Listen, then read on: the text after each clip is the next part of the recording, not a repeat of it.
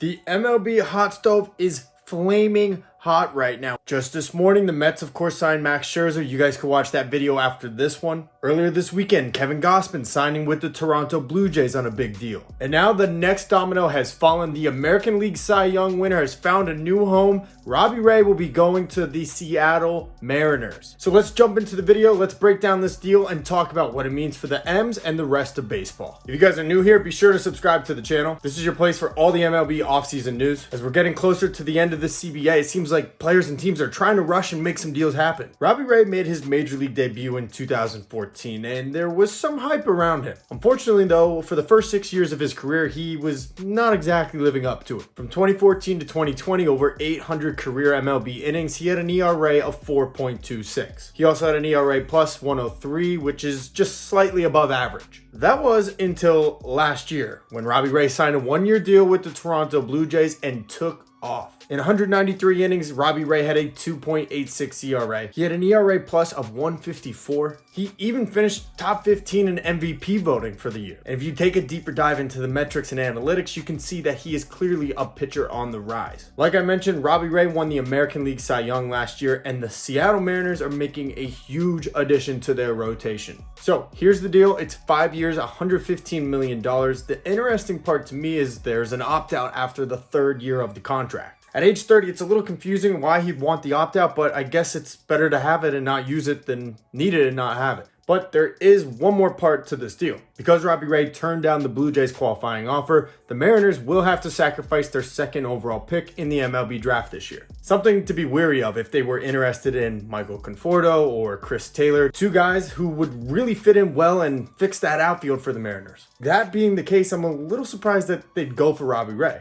And as a Mets fan, this is one of the things I've been most wary of. The Mariners, on the other hand, haven't had a playoff game in 20 years. So honestly, I gotta applaud them for just diving in headfirst into the pool and going for it all. This team made some real strides last year and was in it up until the final weekend of the season. And Robbie Ray's not gonna be their only move. The Mariners are projected to be big spenders this offseason. Overall, despite losing the draft pick, I gotta say, I think it was a great, solid pickup for the Mariners. The question for me is, where do they go next after this? What do you guys think? How do you feel about Robbie Ray going to Seattle?